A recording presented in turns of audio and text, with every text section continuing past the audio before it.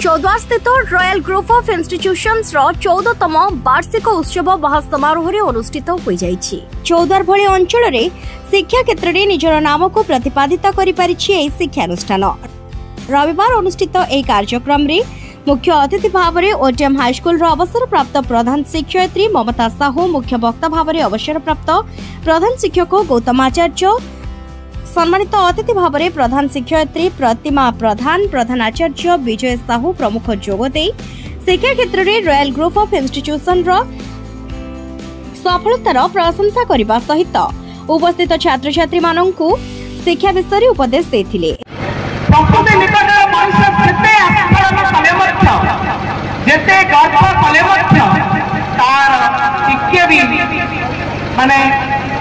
झंझा को सही पारिवार क्षमता मनुष्यर ना जदि प्रकृति संबंध में आम एते दुर्बल तेबे आम निजको सेतिकी रखिबा जो प्रकृति को आम संचय करवा, प्रकृति को बंचाई रखिबा, एक सस्टेनेबल पृथ्वी सृष्टि करवा जो आम बंचिबा। आम पृथ्वीर सबुज ग्रह रूपे केवल पृथ्वी रही। तमें हूँ देशर गोटे गोटे रिसोर्स। वर्तमान जापान पृथ्वी एक अग्रणी देश हेले तम मान बयसर युव संख्यार यथेष्ट कम, किंतु पाकिस्तान रे युव संख्या आम देशर रेशियो तुलन यथेष्ट।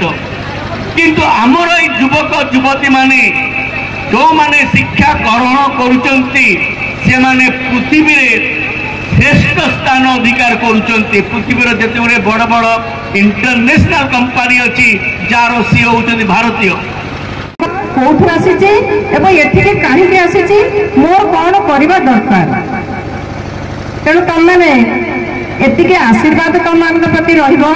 जीवन में सब बेले खाली पाठ पढ़ले हम से कथा नुह, टिके चेष्टा करिवो मो गोटे भलो मनीषटे हेबी। इंस्टीट्यूशन रो विभिन्न कार्यक्रम रे सफलता हासिल करिथिबा छात्र छात्री माननकु अतिथि माननक द्वारा ट्रॉफी और मानपत्र दे संबर्धित करा जायथिला।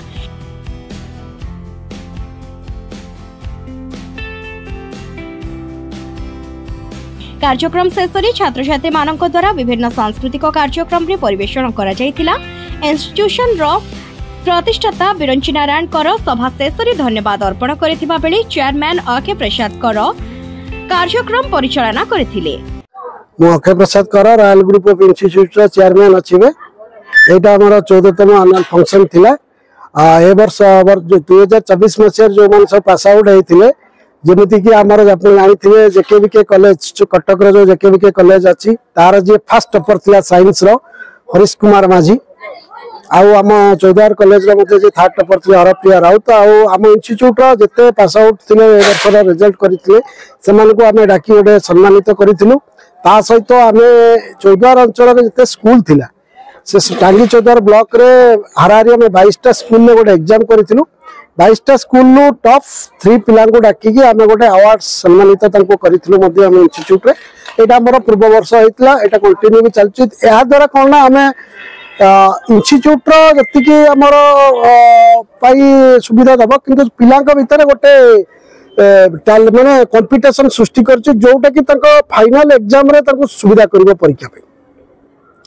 हमर ए इंस्टीट्यूट रे ऑलमोस्ट 14 वर्ष भितर आमर 7 जन मेडिकल पाई सारे ऑलरेडी इंस्टीट्यूट पास आउट है मेडिकल पाई सारे। बड़ बड़ आईटी लाइन में मध्य आमर 30 रु 40 पिला भल सॉफ्टवेयर इंजीनियर बाहर सारे।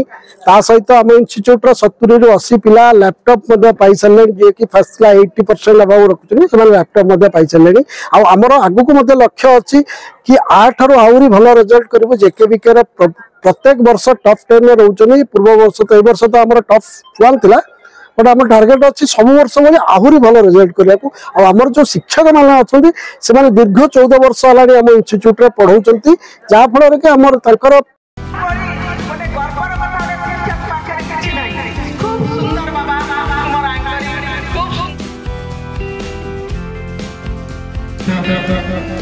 बड़े बड़े